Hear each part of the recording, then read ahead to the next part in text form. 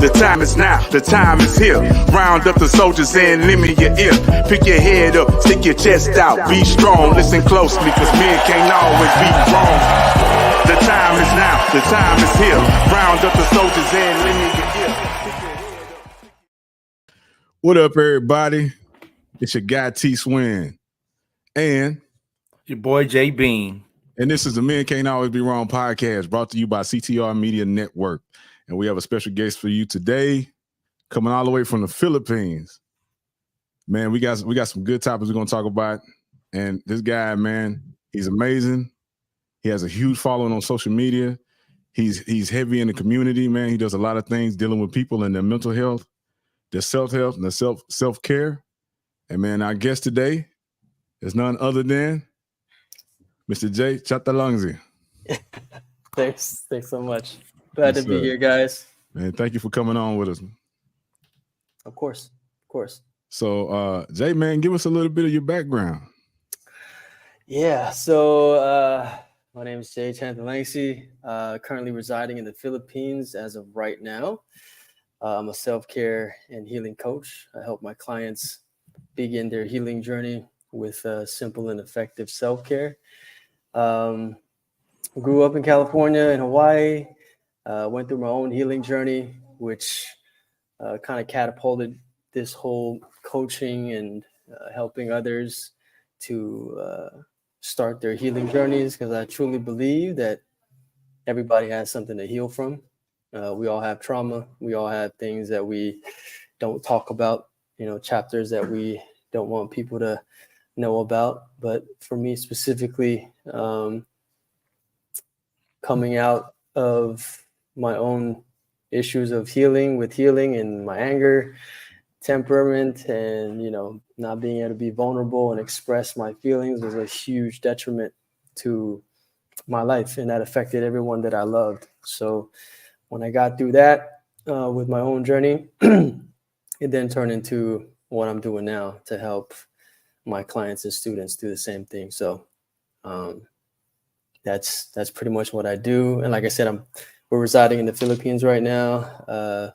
We basically sold everything in California and just picked up the family and decided to travel the world. So here we are. Yeah. So, right. Yeah. I have a question for you. Yeah. I've never heard of energy medicine. This is actually a new topic for me. Can you explain the difference between energy medicine and conventional medicine? Yeah, for sure. So good question, by the way. So energy medicine, basically deals with energy. Medicine is just there because everyone's familiar with the term, right? Mm-hmm. But medicine is just something that you take that can make you physically, mentally, emotionally feel better. Energy deals with energy, specifically energy. Quantum energy, I don't know if you guys are familiar about that, but if you look at us in a microscope, 10 times zoom in, all you're going to see is little light beams bouncing around. We're all made up of energy. We're all made up of, light. And so energy medicine deals with that. I am a certified emotion code practitioner. So we use energy to create harmony in your body, right? Because if you have energy that is stuck within your body, it can cause a lot of energy blocks. It can cause a lot of other things like dis-ease, right? Physical ailments, and a lot of other things that can definitely impede on your life if you have these type of blocks. So that's what energy medicine is. Man, how did you discover energy medicine? Another good question. So it happened because my wife, we had our son Ezra, and after she had our son Ezra, she went through severe postpartum depression, rage, anxiety, all of that. It was one of the most scariest times of my life. I didn't know how to support her, what to do. I mean, there were points in that situation where she didn't even want to hold our son and our baby and be with us, right? I mean, and I've never dealt with severe depression like that. Yeah. I mean, I've been sad because of a breakup, but not to that point, Yeah, that extent, yeah. Exactly. And so, we went to the doctor, we went to see the psychiatrist and all that stuff, and they were going to give her, put her on some meds. But at that time, she was still mentally aware enough to not to do that, because she was also breastfeeding at the time whenever she wanted to do it. So she started to look into other holistic ways to help her deal with all of her, depression and rage and anxiety, Yeah. I mean, us guys will never understand what women go through after having a baby. You know what I mean? So it's most definitely, most definitely not. Yeah, so it's I've been through it too, bro. Okay, yeah. So pretty sure but so when she started to look, on the internet, I think she came across this other practitioner, and she was talking about this book called The Emotion Code by Dr. Bradley Nelson. And he's a doctor that founded this energy healing technique. And he's been practicing it for over 25 years on his clients, and he was seeing a huge amount of success stories and stuff. So he wrote the book, and this other person on Instagram, she was talking about the book, and then my wife happened to see the Instagram post, and she was like, I want to get that book. She loves reading. That's like her thing. So she bought the book, she started reading it, and then she told me, she's like, I think you need to read this book. And I was like, okay, cool. And I downloaded the audiobook. I love listening to books. So I went through it in like 3 days. And something inside of me was like, this is it. This is what's going to help you with your postpartum depression, rage, and anxiety. I don't know how I knew, but you just kind of get that knowing sometimes when things get that feeling. make sense. You felt it. Right, the intuition, right? And so we started to practice the technique, because the book tells you how to implement this energy healing technique on yourself, right? Yeah. So we started to do it on ourselves, and she was seeing some shifts in her mood, in her mental state of being, in her emotions. And I was seeing the differences too. Even her doctors were seeing the difference. Her doctors, we'd go to the weekly checkups, for her psychiatrist, and even her psychiatrist is like, what are you doing? Like, you seem like you're a lot better, because she was already diagnosed, postpartum depression. So she kept doing it. And I think 3 months in, all of her symptoms of depression, anxiety, rage went away. And so it was such a life-changing moment for both of us that we decided to become certified practitioners in this specific energy healing technique. And the premise of it is just understanding that we all feel emotions, right? Mm-hmm. And sometimes if we don't, not sometimes, most times, most of us do not process these emotions in a very healthy way. We internalize, right? We hold it in, we don't speak about it. Yeah. But then that emotion is also considered energy. So every emotion we feel has a specific frequency, a specific vibration. And if we internalize that emotion, it becomes what we call trapped emotions. It becomes stuck into your body, right? Mm-hmm. So it becomes stagnant. And over time, when that energy or emotion, energy in motion, if it's not moving through your body, it's going to get stuck. And once it gets stuck, that energy is going to grow and grow, and it's going to start to distort your cells, your muscle tissue. A lot of people that come to us, they'll always tell us like, I've been having this crazy pain. I don't even know where it came from. Yeah. It's like, that's a lot of, emotions that you haven't healthily processed because we were never taught that, right? We were never growing up. I don't know about you guys, but my household was very like strict, like you can't feel nothing. Especially in the States, we're so used to this going to the doctor and they just sticking the pill in our mouth, that's the answer for everything in the West. Right, exactly. And I subscribed to that too, for a while until, that's when, seeing my wife go through that and understanding and seeing her get better, it made me really go down the rabbit hole about this whole energy thing, about the self-care thing, about how we as human beings have to look at ourselves in a very holistic way, like HOL and WHO. Like we're not just talking about physical, like physical, mental, emotional, and spiritual, right? Like all these four things, like they all intertwine and interconnect with each other. So we have to be very aware of how they affect one another.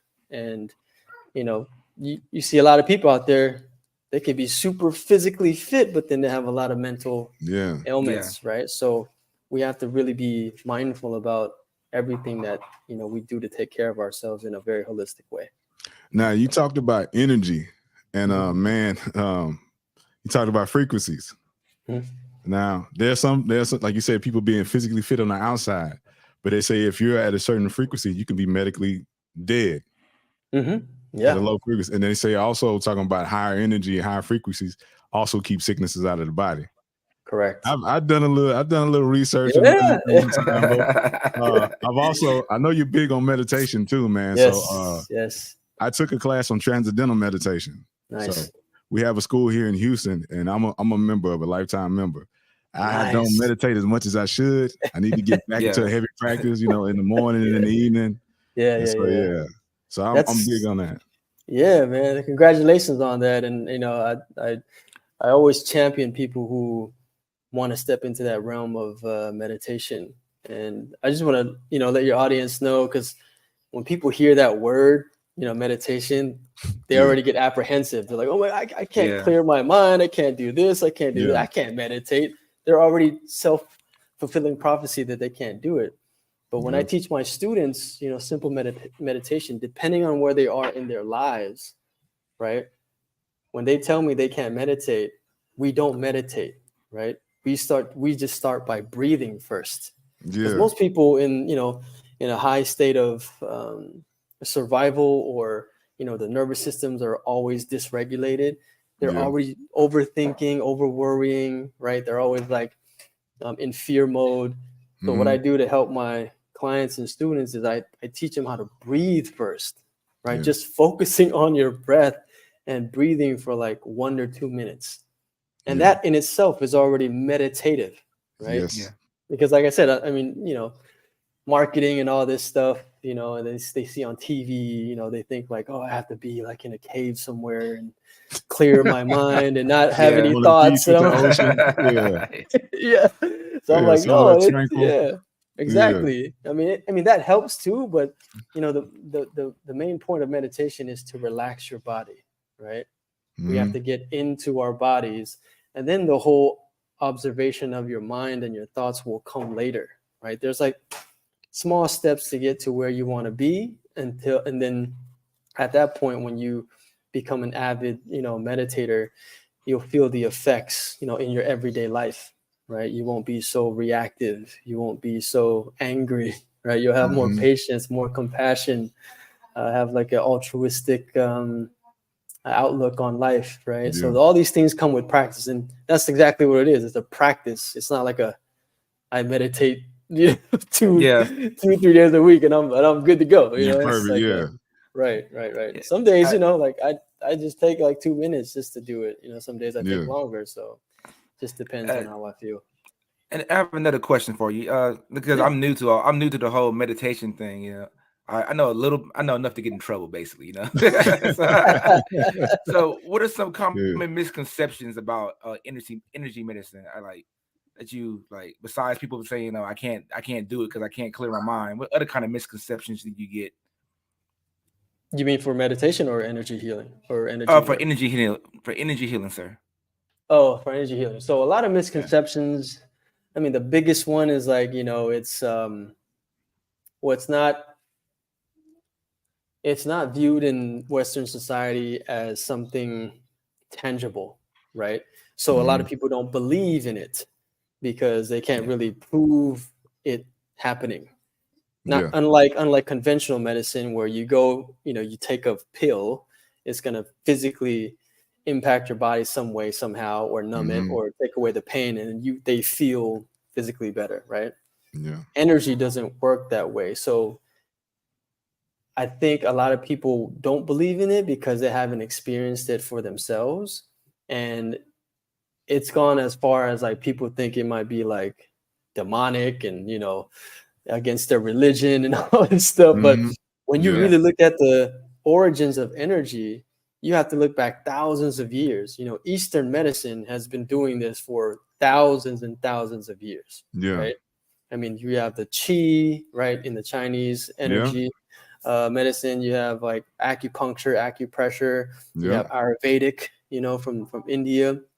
Or even just practicing mindfulness is also trying to elevate your energy centers, right? All the chakra systems, all of that's from Eastern, you know, Eastern medicine. It all encapsulates everything about energy.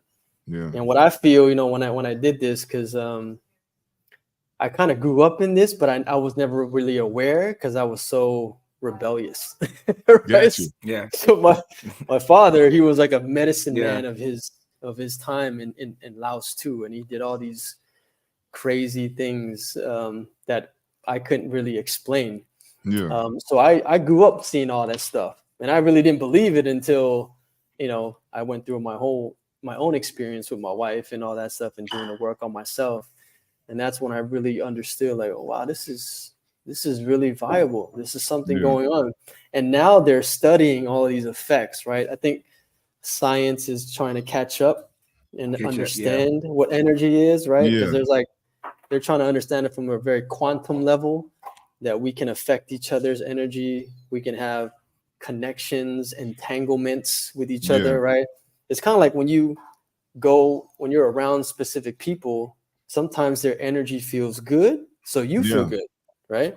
But if the energy is kind of like, ooh, man, that, I don't know, that doesn't sit right with me. That's their energy giving off to you, saying that, you know, you're not feeling comfortable. But in that sense, it's all energy, right? So we're also impacting each other one way or another, energetically, emotionally, right? Physically. So all that, you know, plays into understanding what energy is. I think the more people start to understand it and start to, you know, educate themselves about it, the more it's going to be accepted, you know, in like normal everyday thing. I mean, Dr. Bradley Nelson, the creator of the emotion code, he always says he truly believes that in the future, you know, there might not be a need for doctors, because the more we elevate our understanding of our own energy and our own bodies, then we'll know how to take care of it. We'll know what to do. We'll be more aware of, you know, how our body's communicating with us, right? Because every time something happens to me, like even if it's a sharp pain or a tingle, like I never disregard it now. You know, I'm just like, what's my body trying to tell me? You know, like, am I gonna get like a sharp pain here? Like, do I need a stretch? Right? My wife's a energy medicine practitioner too, so I'll ask her like, hey, can you check me? Do I have any blockages in my body? And then she'll tell me like, yeah, you know, you have this, you have a trapped emotion. And then I can reflect back on some of the things that I experienced and be like, oh yeah, I think that's what happened, you know, because I never truly processed that whole energy out of my body. So now, Jay, I got a question for you, man. Is there a specific name for this energy medicine? Because I'm familiar with Reiki. Are you familiar with Reiki? Yes. Yeah. And so, and like you talking about checking for like ailments or areas that's, you know, there's injuries, you know, sickness. They would have. I took a class once. I'm telling you, I'll be into this stuff. Yeah. And they had us rub our hands together. You know what I'm saying? And then take your hands and put it over the area of your body or somebody else's, and you can feel the energy where it got weak and lower. And you can tell if somebody had an issue. I'm also big, man, you know, checking to the chakras. I got incense in here for each chakra. You know what I'm saying? The boy T Swim, I'll be on it. You know what I'm saying? Yes. Yeah. I mean, that's amazing. And great question, by the way. I'm very familiar with Reiki. Reiki is also a different type of energy medicine or an energy healing modality. The one that we're certified in is called emotion code and body code. And so Reiki is different because Reiki focuses on imbalances in your energy body, right? All the chakras, they can sense, practitioners can sense just by looking at your body as a whole. And if they sense there's a blockage or a resistance in any of your energy fields, they can release it, right? By pure intention, or, using crystals or whatever, right? Yeah. With emotion code, the difference is we utilize your subconscious mind to identify the trapped emotions that are inside of your body.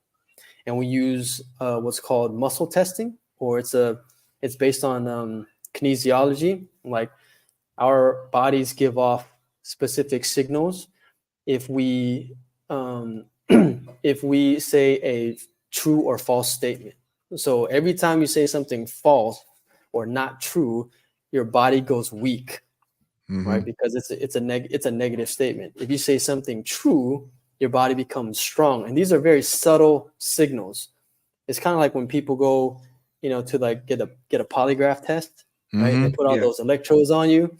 It's measuring that subtle change in your muscles, right? Because that frequency that's coming off of you, it's either negative or positive. So in our technique, we utilize your subconscious mind by asking it questions, and then we can muscle test with our bodies to see if the question to see if the answer to the question is true or not, right? So as a practitioner, we are certified to use our bodies as the tool to do the muscle test to get the information from anyone we're working with. And energy spans, space and time. So Yeah. I could be working on someone on the other side of the world, right? Yeah. Because energy doesn't have these limitations, right? Yeah. And people can feel it. People can also sense things. They can, feel tingles in their bodies. They feel a lot lighter when emotions are released, right? Yeah. We've helped thousands and thousands of clients already. And we've experienced it ourselves, my wife and I. And for us, it was really life-changing, for us to understand, we have all these, trapped emotions within our bodies, and then we have to release it, because if not, it just shows up later on. For me, it was like a lot of, triggers that would happen, right? I would always get like super defensive easily, right? My wife and I would always fight and argue about the same stuff. And I would always like walk out, just like, give her the silent treatment. And to me, I thought that was normal. I was like, that's just how I am. You love it or leave it, right?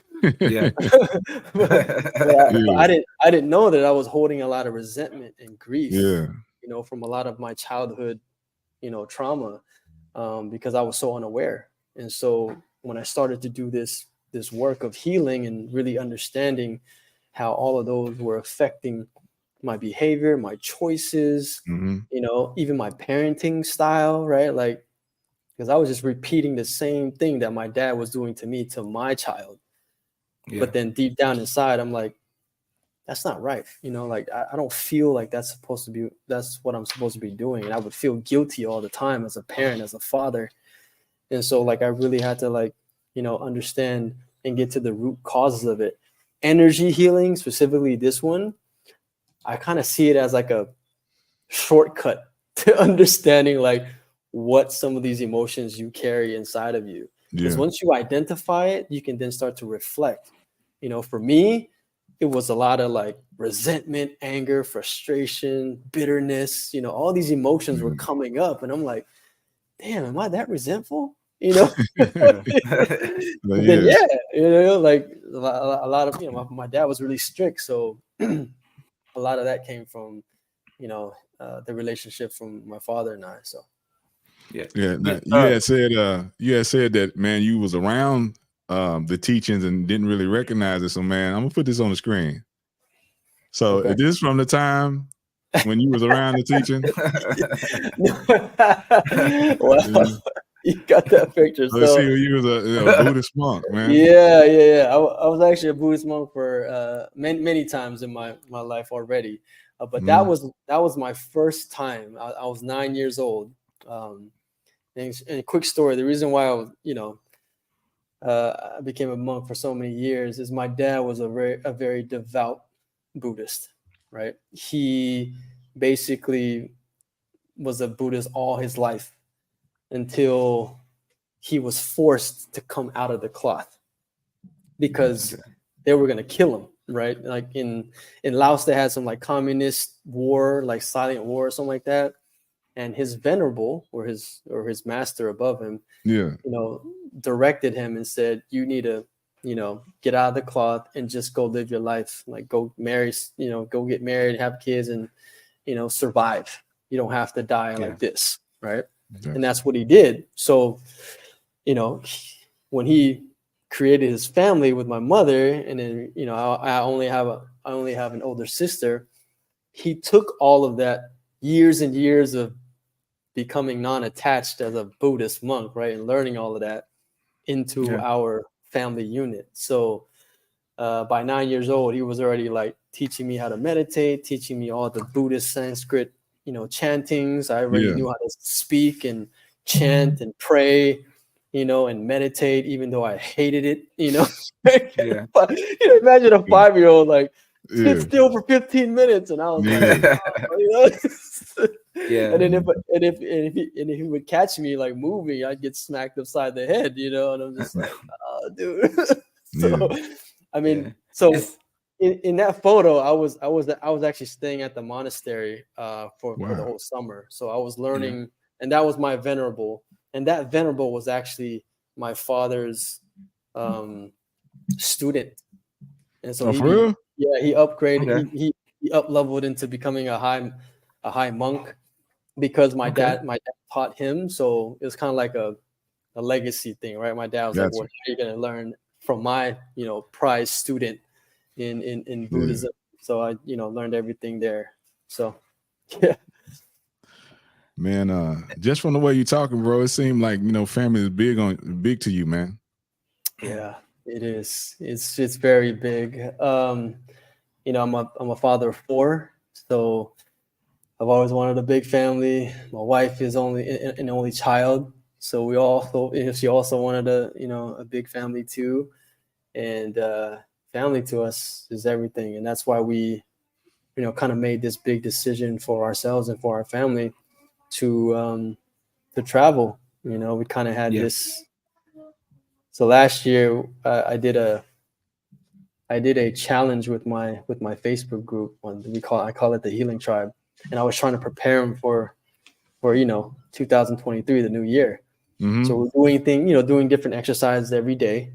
And one of the exercises was, what do you want the word of the year for you to be for next year? Right. So you have to choose a specific word that you can resonate with, that you can like kind of hold on to make decisions or, to inspire you and motivate you. And what I shared with the group was my word was going to be adventure. I wanted to create more adventures with my family. And I didn't know how that was going to happen or, what was going to transpire, but that's what I wanted to do. My wife and I, we love to travel already, but, we always had that mentality, like when you have kids, it might be a bit more difficult, right? And our kids are young, right? We have 3 that are under 6 years old, right? Oh, wow. And so we were like, okay, well, how are we going to do this? And things just happen when you surrender to the universe and you just put intention out there. Because intention is also energy, right? You're also manifesting that type of frequency. Yeah. So things started happening, and then next thing you know, we're buying a one-way ticket, to Hawaii first to go see my mom for a bit, because my mom still lives in Hawaii.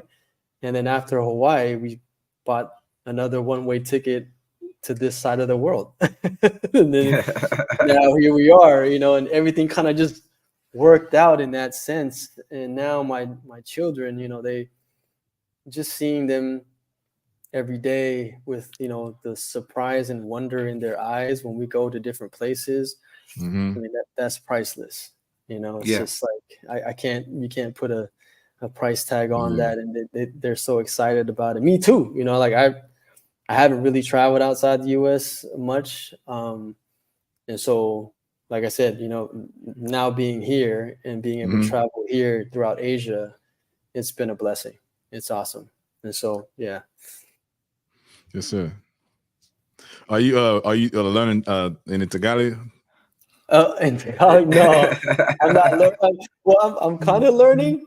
Yeah. But my wife, she can understand and speak Tagalog fluently. So we're pretty set here, and the Philippines is actually our home base at the moment because of the visa that we can get. And I don't think a lot of people know this. If you're Filipino, or if you were born in the Philippines, if you come back, there's this like program called the Balik Bayan program. They'll give you a whole year without having to sign any visa or anything like that. So my wife, she was born here, so she has her birth certificate and all that stuff, but she's a U.S. citizen, right? Gotcha. So on her passport it says born in the Philippines. So when we came into the Philippines, they just stamped it for a whole year, and we're like, "Oh, we didn't even have to do anything." It's like perfect place to settle, right? right, yeah. So and now that we're here, like I said, we're using it as our home base to fly out to different, to other countries.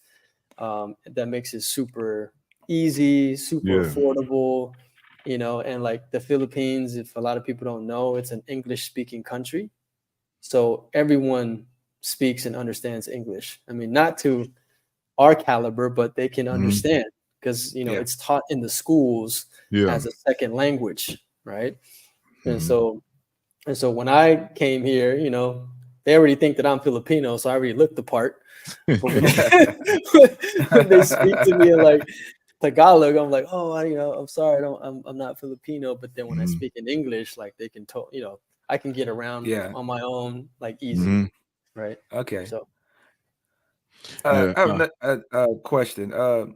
Back to the as far as trauma, do most of your clients like is the most of their blockages from childhood trauma, or is it from adulthood trauma? Good question. Very good question. Most of our blockages come from our whole lives, right? When I do the energy work, specifically emotion code and body code, when I tap into your subconscious mind, your subconscious will lead me to understand where the trauma and in what timeline that it wants to release. So when you think about your subconscious mind, you have to think that its main priority is to protect you, right? And it's a supercomputer that's in your mind. So your subconscious houses all of the different events, all the memories, all the instances of your life since you were born, and some people even believe before, right, preconception. And so you have all of that information in your subconscious mind. So when a practitioner like myself taps into your subconscious mind, it's up to your subconscious mind to release whatever it wants to release, but its main protocol is to protect you first. So most times what we find that when we start to work with clients for the first time, the trauma will come from specific things that's very recent, right? Because we're trying to open up and try to get familiar with how the trauma has impacted them, and the more we work with them, time over time, right, that's when the subconscious becomes a lot more open, because at that point, the client or the student will actually get the sense of what they're feeling, what they're releasing, and then the subconscious is okay with going to the very deeper traumatic events, right? Things that happen in the childhood. Because with this type of work, we can also identify exactly, at around what age that trauma happened or that trapped emotion, happened, right? For example, for me, I had a trapped emotion of bitterness at the age of 17, around the age of 17. And then, I would release it. And then once you release it, what happens to most people is, their subconscious is open, and then memories will start flooding into their mind, right? Things will start to come to surface. And then we talk about it. We talk it through, and the emotion is released. And once it's released, a lot of people feel a lot lighter. You know what I mean? Their heart kind of opens up a little bit. They can breathe easier. If we're trying to, help them with physical pain, the pain subsides, right? So all these things happen, but it's primarily based on, what your subconscious allows us, the practitioners, to release. So I can't tell you right now, like, if I work with someone the first time, we're going to go all the way back to the childhood. Yeah. That's rarely the case because, like I said, your subconscious is always trying to protect you. And, for you to bring up those deep traumatic events, it might give you PTSD, and your subconscious will never allow you to feel that way if you haven't felt it before. Does that make sense? Mm-hmm. Yes. So yeah, so that's how this energy healing works. Yeah, I remember taking my transcendental meditation class, and they talked about positive stress and negative stress. Yeah, and they talked about it. The example they gave was that it was like a coil, and the more that you meditated, the more you unravel that coil and release that negative stress. They say the positive stress was like good things that happen to you in your life. You want to hold on to that. The negative, you want to get rid of it. And the more you do it, the deeper you go till you get down to that childhood stuff. Yeah. So that was explained. And they talked about the top. They gave a demonstration. The example was like water. The top is got waves. It's crashing. The deeper you go, the more calm it gets. Right. Right. Yeah. And psychology tells us that too, right? About childhood trauma. A lot of us that, if not all of us, that have childhood trauma, it just means that when we were children, we were experiencing a very traumatic event that our bodies couldn't process the emotions, right?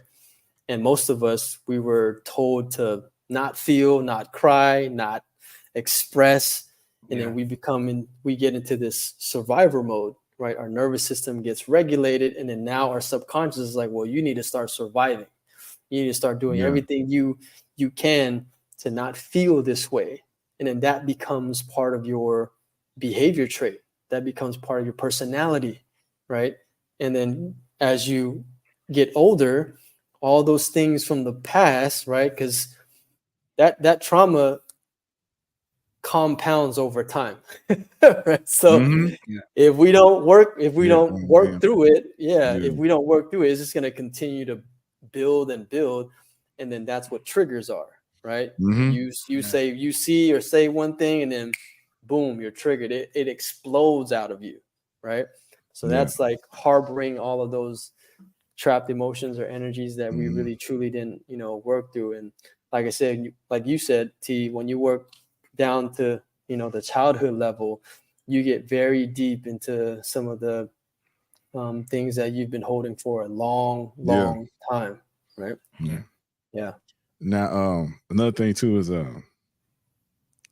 what I was told is that I was told this by I used to go see a psychiatrist when in my military stuff, and she was like, if you don't do something about your stress, the body will do something.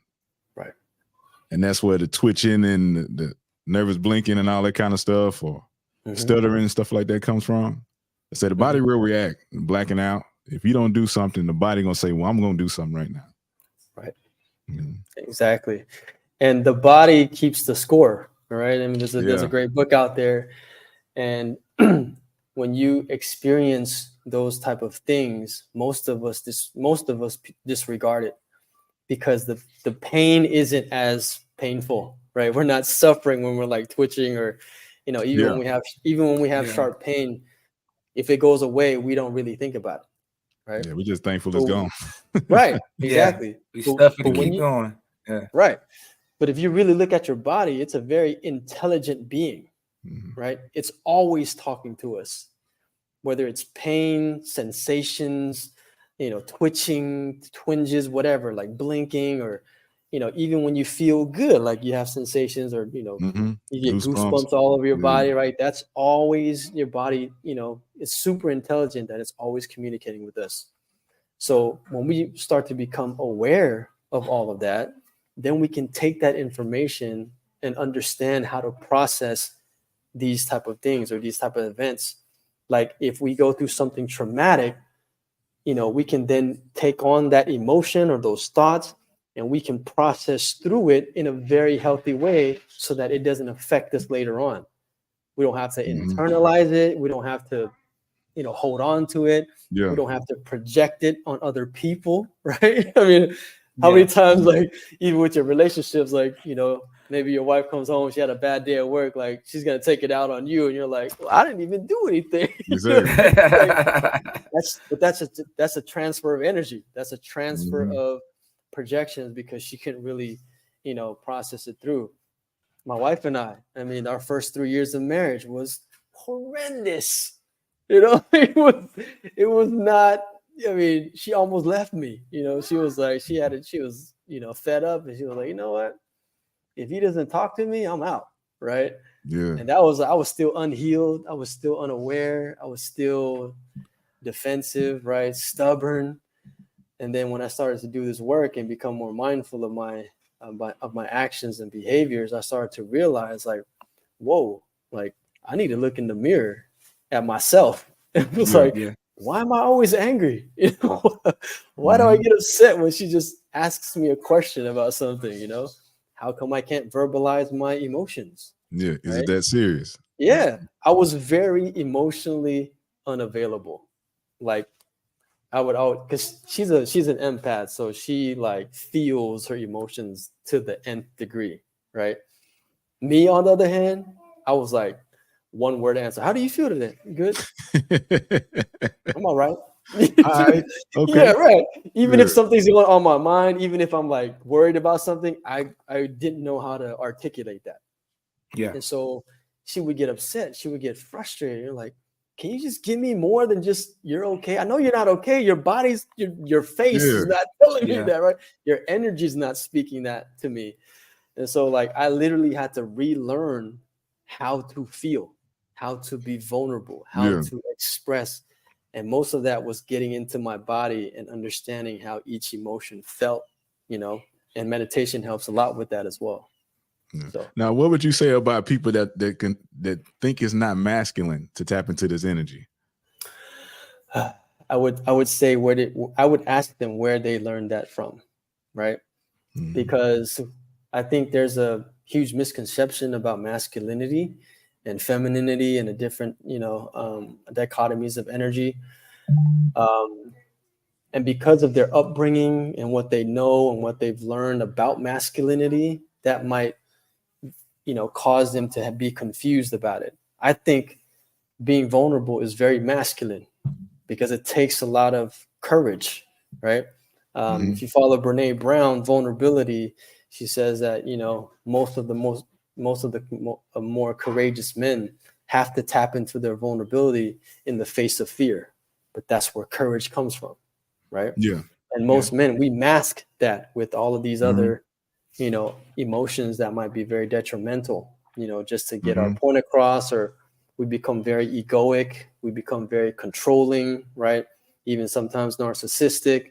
And that's not very conducive to, being in a relationship, a healthy one, for that matter, or even understanding how we manage our own energies, masculine or feminine, right? So for me, I guess I was highly masculine when I couldn't be vulnerable with myself, but in turn that affected my wife, my kids.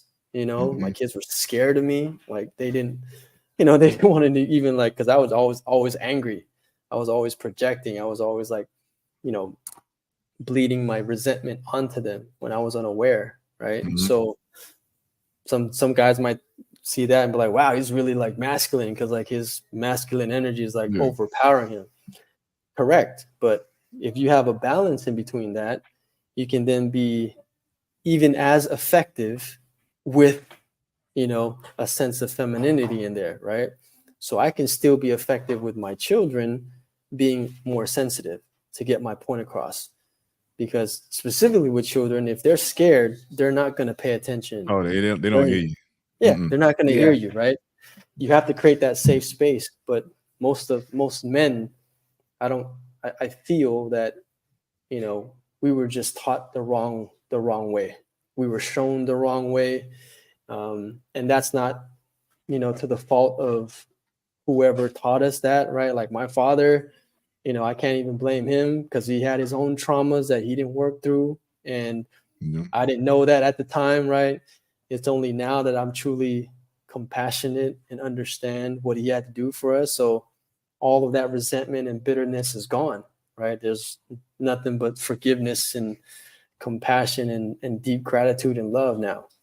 But that came from, understanding within myself and my own healing. Tenfold. Man, go ahead, JV. I was going to ask, what kind of like techniques do you use to rebalance the energy in a person? So besides emotion code, the energy healing technique, what I like to do is I like to tell people to get into their bodies, right? Because every time there's an imbalance in energy, your nervous system gets dysregulated. And you can feel it because things start to happen within your body. Like your muscle starts to tense up, your pupils get dilated, you might start to sweat or stem a little bit and tremble. That's your body trying to protect itself already. So for me, my number one thing is once you feel like there's something, becoming imbalanced, or you feel anxious or tense, go straight into breathing. It's free, it's available, it's simple. All you have to do is just take a couple of deep breaths in and out, right? And just drop your shoulders, unclench your jaw, and just try to focus on the breath. A lot of people don't, they overlook the power of breathing. And I'll tell you a quick story, because I didn't get into breath work until 2 years ago. And I read this book called Breathe by James Nestor. I read that book also. Yeah. I read that. That's the reason why I tape my mouth when I sleep. That's the reason why I train with just breathing through my nose. And just by doing all of that and breathing correctly, like my allergy symptoms all went away. I don't sneeze in the morning no more. I don't have any sniffles. I can run 6 miles with my mouth closed with no water. And my recovery is like amazing, right? Yeah. So when we learn how to breathe, and deep belly breathing and all that stuff, and this breathing has been around for thousands of years too, right? Tibetan monks do it, right? That's why they can meditate in like the Himalayas without even feeling any type of cold. Like Wim Hof is another person who teaches this technique about breathing. Like it's so important, and I think a lot of us overlook the simplicity of it, but it also has a lot of healing qualities. So if your energy is kind of out of whack, the first thing I would say to tell someone is, just to intentionally, consciously breathe, for like a minute or so, and just do deep belly breaths in and out, and you should automatically feel good. Gotcha. Now, man, I seen here, man, it says that you got married 4 times. Me myself, man, I've been married twice. There's two different women, but you got a story of being married 4 times. No. Well, I married the same girl 4 times. So I married my wife 4 times. That's a funny story because we have 4 different wedding anniversaries. Wow. So we got married in a civil ceremony, right? So just to get the paperwork, and that was in Oakland, California. We got married there and had my friend officiate, the whole ceremony, which is beautiful. And then we came to the Philippines and we got married in her Catholic tradition, right? Because my wife is Catholic. So we got married at her mother's province in the Philippines in this like 1700 year old church. It was beautiful. So we had that was the second wedding, and then the third wedding was our beach wedding, and that was also in the Philippines, and I was on a separate island. So that was wedding number 3, and then the 4th wedding was in my Laotian tradition. So we had that back in California.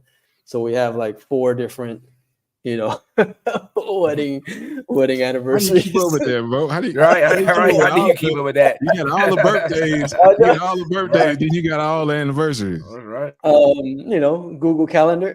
The reminders. Yeah, exactly. Now I'm gonna say this, man. Now Bay Area. I'm pretty sure you familiar with E40. Oh yeah. Yes, sir. He was in H-Town yesterday. He came to Bun Beach Trill Burgers. Yeah, he was in town. Okay. Yeah. Now I seen you had Golden State on your wall, and yes. so you're a Golden State fan. Man, how you feel about Chris Paul being with the Warriors now? Let me see. Let me dissect this. So I disliked Chris Paul for a long time. I'm not gonna say that. Yeah, I'm not gonna say the H word. You know, that's some bad vibrations. But I disliked him for a long time because of his style of play, and just the little nuances that he would do. But then again, when you look back, he was just playing the system and understanding, the rules and all that stuff, right? Like that whole swiping thing. Every time he would do that, I'm like, and our rookies that would just fall for him, like, for real, bro. Like that's like the third time, man. Like, come on, man. Like Kuminga, he would always get on Kuminga and Moody. Like in the last year, I was like, oh my gosh, dude.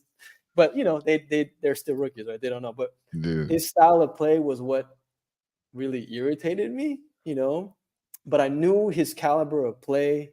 I knew like he plays at a very high level. And so now that he's on our team, I'm more I'm waiting to see how he's gonna gel with our system and the rest of the players. I know he has a lot of history with Steph Curry and all that stuff. Yeah. But I kind of want to see how, Coach Kerr is going to take, the team forward with different, systems, and if he's going to come off the bench or, if he's going to lead at the point. I mean, I'm more intrigued than to stick with my feelings of disliking him. Gotcha. You know what I'm saying? On that, man, real quick. On that, I feel like with him handling the ball, that frees Steph and Clay up to run around a whole lot more. They already catching hell trying to chase them too, and if people complain about them not having the ball and having to chase them down. With him handling the ball and them moving around, it's gonna be killer. And I also heard that supposedly they re-signed DeMarcus Cousins. I didn't know that. Oh, I seen an article yesterday. Supposedly they re-signed him. So hopefully that's true. He stays around because that opens up the floor too. He's got good post moves and he can shoot the three. Yeah, he's a big man. He can't jump. He can't jump. And to your point, when Chris Paul is going to be if he's going to be at the point and Steph and Clay is going to be running around, even if they don't get open, he can already make his own plays. He's done that. I mean, he did that in the Houston series where we almost lost that one year. Unless he got injured, I was like, like if he didn't get injured, we would have. Yeah, I would have been like, oh, yeah, we would have took this serious. Yeah, we would have took this serious for sure. Like I was sweating bullets. I was like, oh man, and then I kind of felt guilty too because when he got hurt, I was like, oh man, I don't want to. You were celebrating, right? Yeah. We win it, I was like, but he was dominating, Yeah, he was. He was James Harden checked out and he checked in. Yeah, exactly. And if there's no other players, he would just make that little mid-range shot anywhere he wants and just it's good. Yeah. So I'm excited for the season. I'm really looking forward to it and to see where we're gonna take this. I know we have at least 3 more years to chase the championship, and I think we're at least gonna win one more, man. I want at least one more for Steph. I believe that's gonna happen too, man. I believe it's gonna happen too. Yeah. So, man, now back to the travel, man. Yeah. The decision y'all made to move overseas. How long did y'all think about that decision, man? Or was it just a New Year's resolution? You was like, we just gonna do it. You know what, T? It was like I said, we've always wanted to travel, and everything just lined up. Like when I say everything lined up, like things just started happening. Well, we couldn't explain it, Gotcha.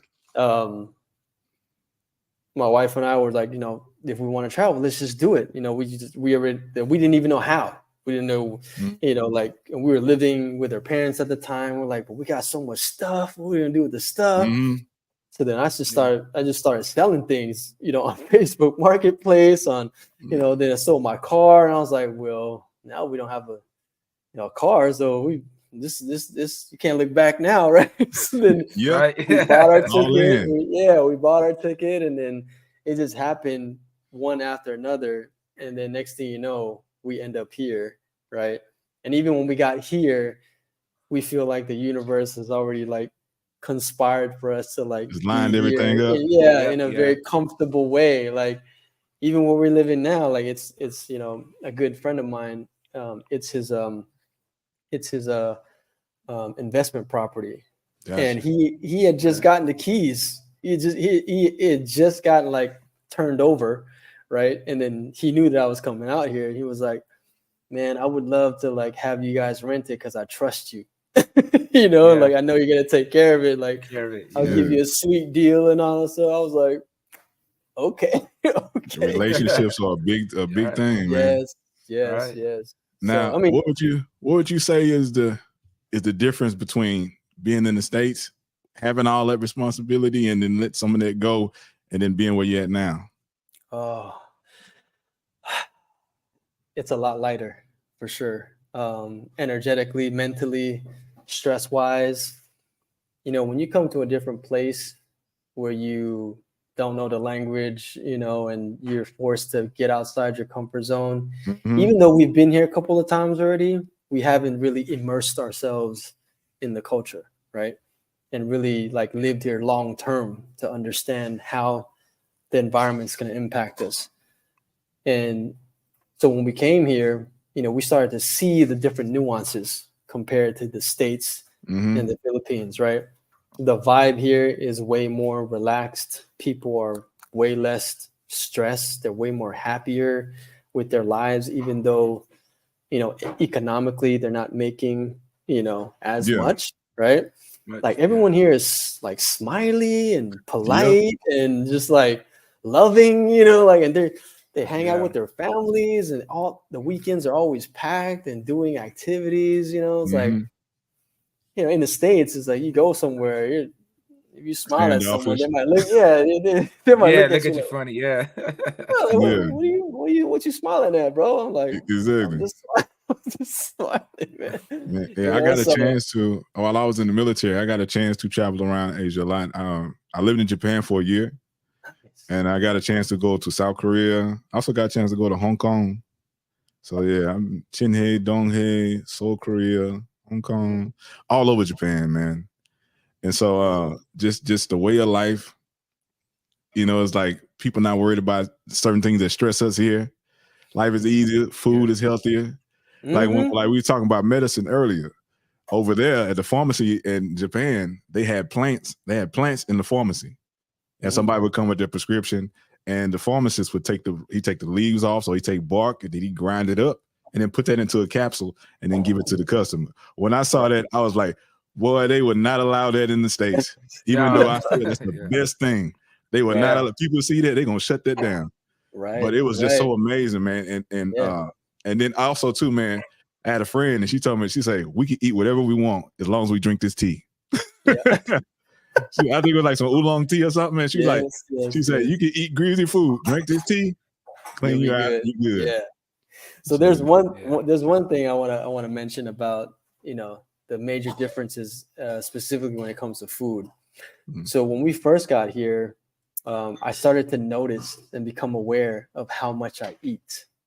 So in the States, man, I go to the taco truck, buy a fat burrito with 2 tacos, horchata, you know what I mean? I would inhale the whole thing. Like I would eat everything. And then I'd feel tired and lethargic and like, you know, like don't want to do anything, right? And all the stuff that we bought there, like you said, you know, a lot of processed stuff too. Yeah. And then when we came here, you know, even when the first couple weeks or 2 to 3 weeks, we would go out to eat and, you know, buy food. And I would notice that our table was full of food, right? For me and my family. Yeah. But then I look over the other table and, you know, the normal people, the locals there, they just have one plate to themselves and they would just eat and everything would be good. I'm over here like, are they going to get full with that? You know? You know? So then I'm over here looking at myself like, I think I'm overeating, you know? Yeah. And that whole that whole understanding with myself really tripped me out, because then I became aware that I was. So now that I'm living here for, almost going on 9 months now, I've learned to like eat to the point of just feeling content, not too full, it's not still hungry, but just enough. And I feel good. My energy is good. I'm super, focused still. And, I'm not as tired.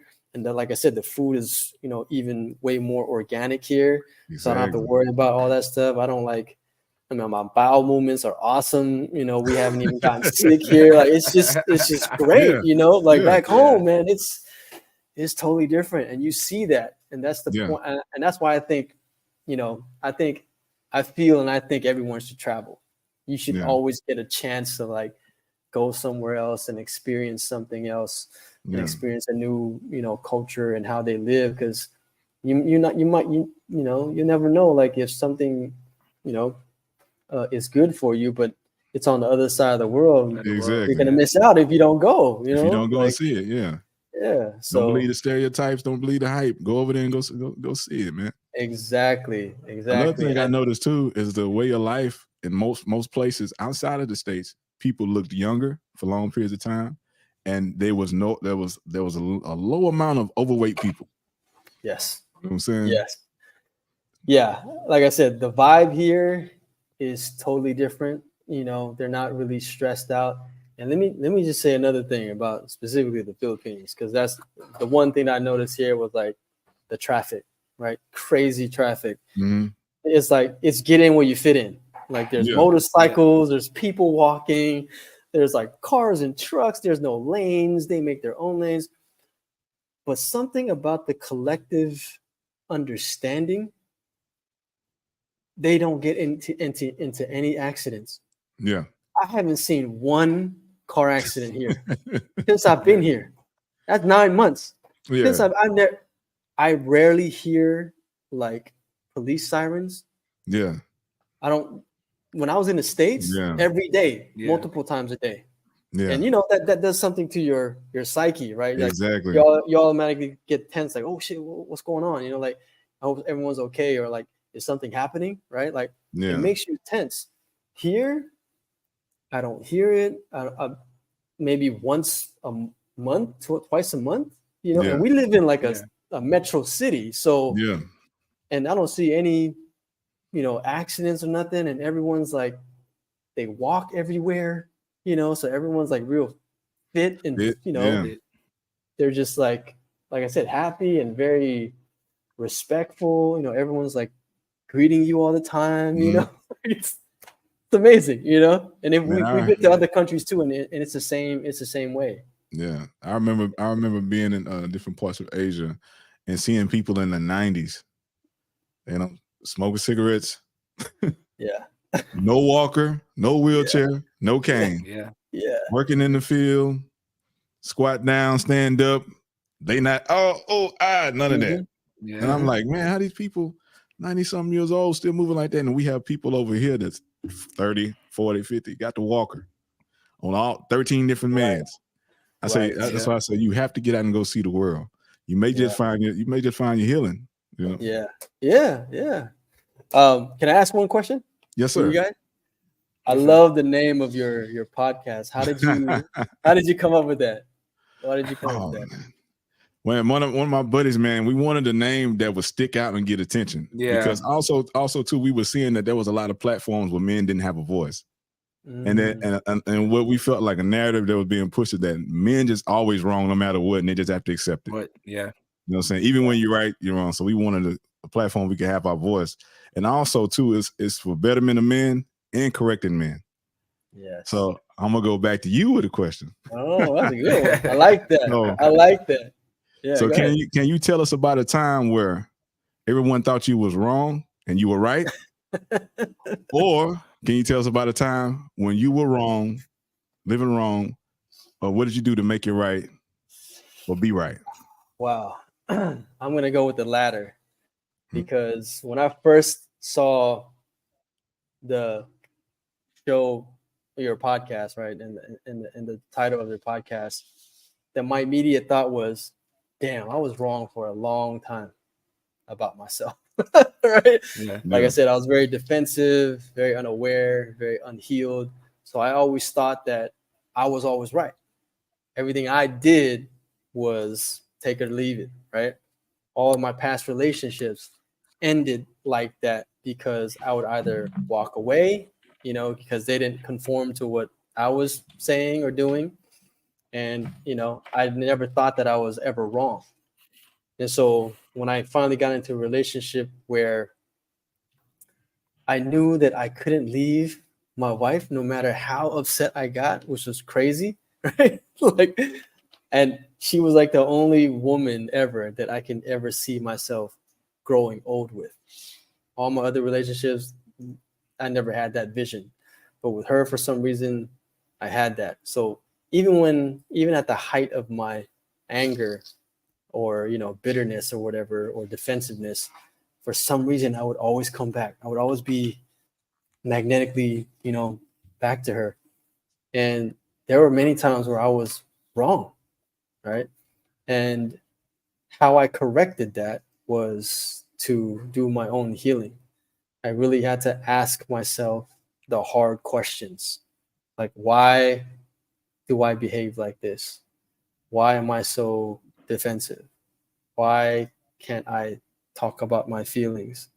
Why do I get triggered all the time, right? These are difficult questions for me to ask because I came from my background of like, I'm always right and you're wrong, Yeah. And so whatever I said, you have to take it, because when I look back, that's the way my father was, right? My mother was very submissive. So it was like his rule or no rule, or his say or no say, right? Like you couldn't go against anything that he said.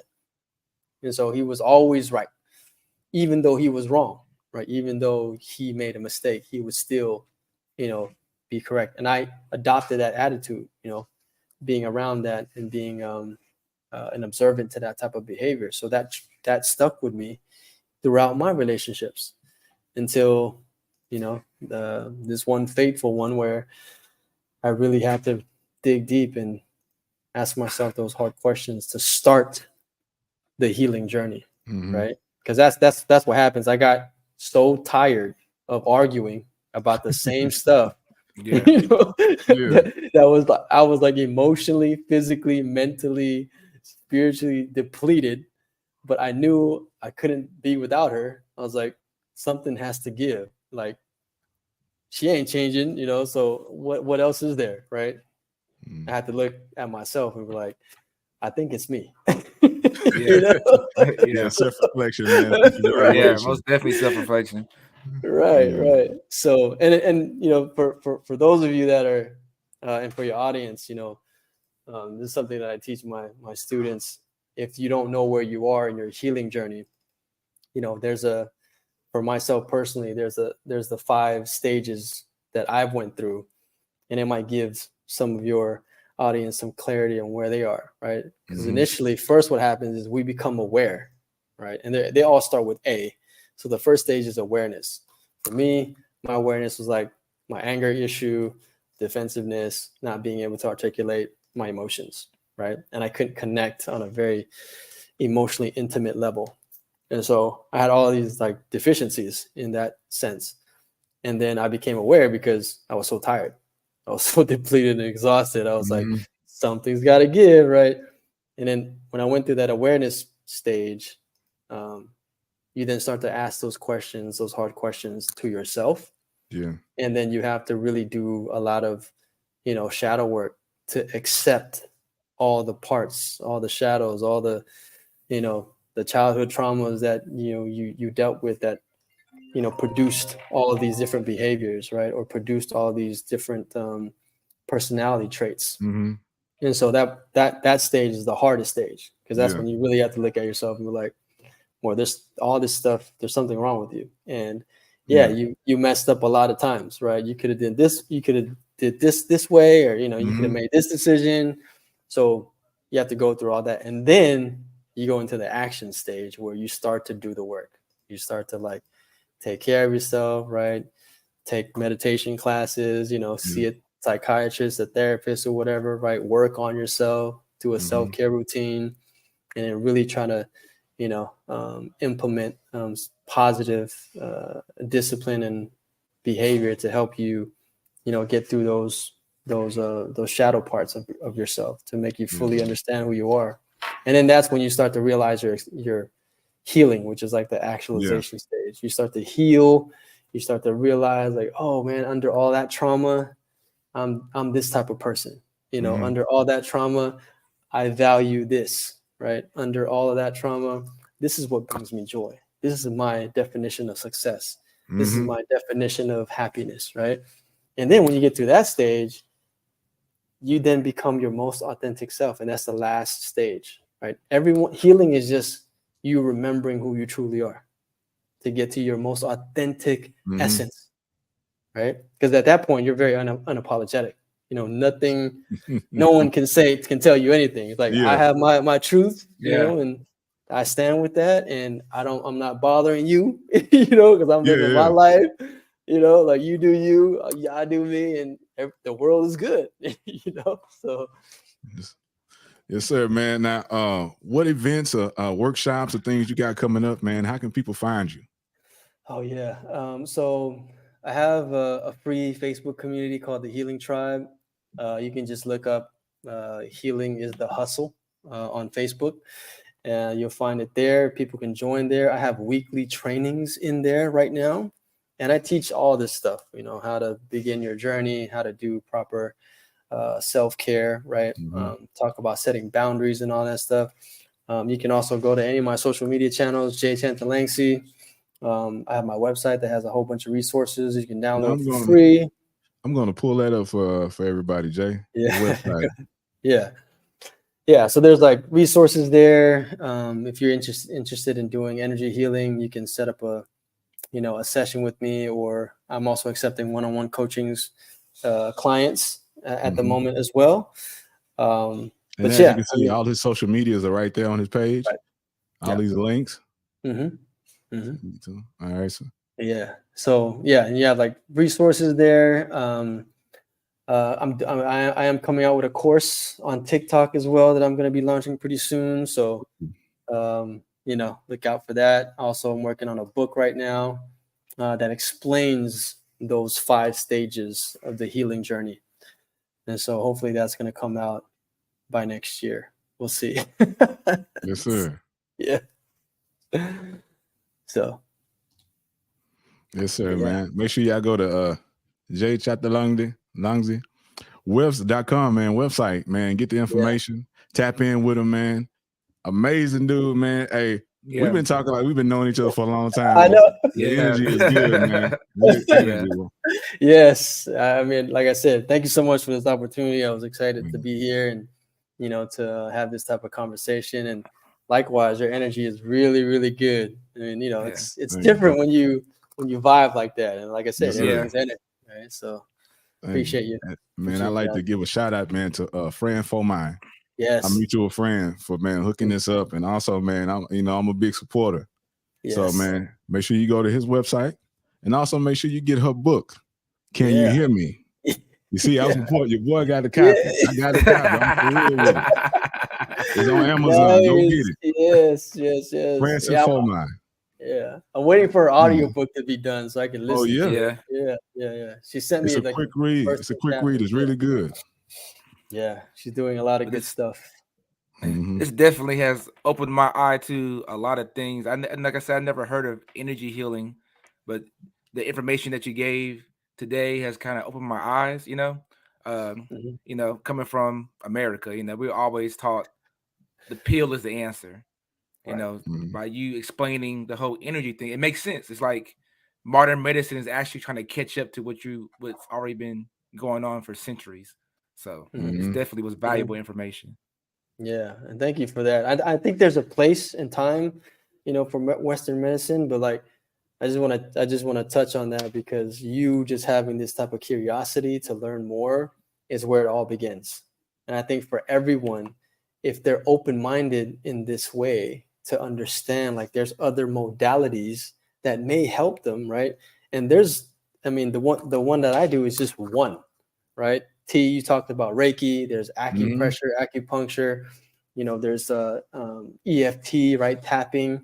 There's quantum healing. I mean, there's a whole bunch of stuff out there, and I'm a huge proponent of healing. So even if my clients and students come to me and the work that I do, doesn't really work for them, I tell them, go find something else. There's so much that we have this supercomputer on our, in our hands. Like, you can look up anything and find something that resonates, find something that can help you, begin that healing journey for yourself, whether it be physical, mental, emotional, spiritual, whatever it is. Right.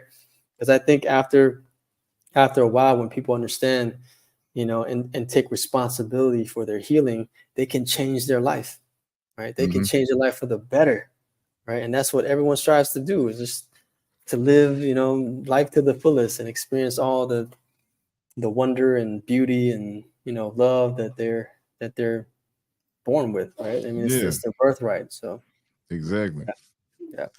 Yeah. I feel as if when we come in this world, we already have, and we're closer to the creator. And then as we go through this life, we get kind of corrupted. Disconnect, But then get in the way, we get distracted, and we have to find. It's on us to get back balanced and find our way back to the energy and the Almighty Creator. Yes, yeah, and that's exactly it. Like I said, even going through this whole healing journey, like, you're just trying to find your way back before you were tainted, before all of the trauma, before all of the, pain and suffering, right? Yeah. Because it deep down inside of all of us, we're pretty much the same type of compassionate being. Like, you look at kids, they're prime examples of how we're supposed to be, even how they regulate themselves emotionally. It's the same thing. We just honesty. Yes. Yeah. Very honest. Yeah. They're gonna let Very you know. honest. Very candid. You know what I mean? But it's like, but even if they feel sad or whatnot, and they get through it, they go back to being there in their homeostasis, way of being happy, right? They just are very curious, and they just want to enjoy the moment. I look at my kids all the time. I'm like, man, they're just having fun with this little block, Exactly. You know what I'm saying? Like, Imagination going wild. Yeah, just creating stuff, creating an environment. Yeah, exactly. And we can do that. I've done that many times, even in meditation. Like, I'll come out of a meditation, I'm like, that was wild. Like, you have these crazy psychedelic experience. You're like, whoa. I'll tell you real quick, man, before we get up out of here. Like, my experiences in meditation is almost like a weightlessness. Yes. It's like and the more I did it, the quicker I got into the meditative state. It got to the point to where I sat down, relaxed, got calm, and then my mind was clear, and boom, I was in it. When I first started, it took longer to calm the thoughts and clear my mind. And then it felt like weightlessness, like my body was gone and my head was floating. Then it felt like I wasn't breathing, because the breathing becomes so shallow, and you just calm. Sometimes you catch yourself, you do that, and I would feel like I'm traveling, or I would have memories of things that I thought I forgot about. Right. Or sometimes, man, you can also say I might see some things that ain't happened yet. Yep. Yes. Yeah. So I'll give you a quick example about that. Just today, I was meditating for like 35 minutes, and I have this marathon that I'm gonna do here in the Philippines, right? My first international marathon, and I went into the meditation just wanting to relax my body. I was like, I'm gonna just sit here and just relax my body. As soon as I went into the meditation state, like, all these visions of me running, like, into the different places of the course of the marathon and stuff like that. Like, I saw myself taking off my shirt, like drinking some water and like finishing the finish line. I'm like, wow. Like, and then I came out of it. I was like, I felt like I already did it. I already did, Because when you're in that state, your mind doesn't know the difference between imagination, visualization, or reality. Yeah. Right. And that's why we kind of get these crazy moments in that meditative state, because our brain waves are so, it's the frequency is at a very low level, right? Beta, alpha, even gamma levels. Like, that's when things start to look really, You know what I mean? Like out there, you're just like, what? You know, floating in space, your body's not there. Yeah. I've had all those experiences that you explain, and it's hard to talk to someone that hasn't experienced it. Because you're just like, what? You can do that? I was like, yeah, everyone can do this. Yeah, you can do this without putting anything foreign in your body. Right, exactly. You know, and people have been doing this for thousands of years. Yeah. You know, thousands of years, and it's you know, people have their apprehensions about it because of their own beliefs and stuff like that. But I always say, man, it's like I believe everyone should be meditating. I don't care what background or whatever it is that you're from. Like just a couple minutes a day, just staying consistent.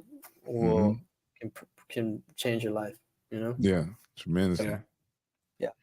All right, bro, man. Thank you, man, for coming on, man. Thank you so much, man. You, bro. We're gonna have to do this again in the future, man. Yes. Likewise, man. Yes, sir, man. Sure. Once again, man, make sure y'all go to his website. All his social media links on the website. The website is at the bottom of the screen. Make sure y'all tap in, man. Follow this man. Take his coaching. You know what I'm saying? Help yourself. Help yourself. Yes. Yes. That healing. Yes. Exactly, man. Healing is the hustle. Exactly. Yeah. Bro, we appreciate you, man. And we're going to have to do this again. Thank you for your time. Oh, yeah. My pleasure. It's my pleasure. Thank you guys both.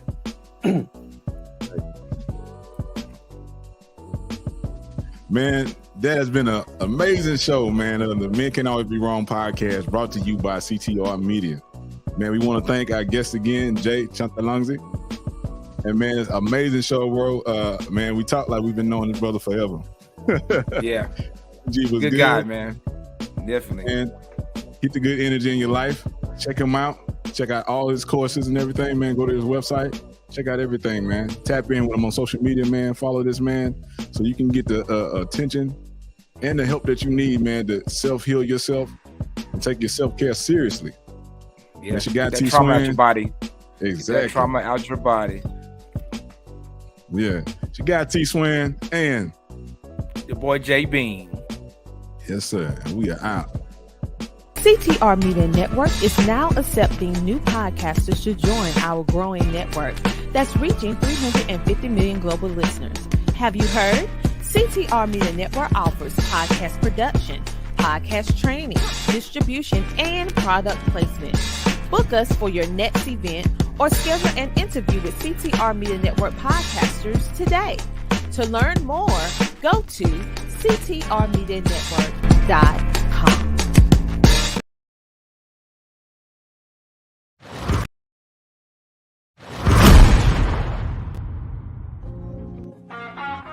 What up, everybody? It's your guy T-Swin.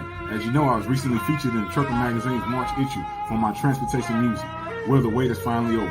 The transportation music is here now. Man, you can play it, stream it, download it, buy it, man. Spread the word. Good, clean music that jams. Be a part of history in the making, man. The first ever all transportation music album ever. Our own genre, transportation music. Ride what you got, T-Swin. Let's get it. Yes, let me show you how to pick it up and move it. Homie, this is transportation music. Something to ease your mind while you're cruising. Homie, this is transportation music.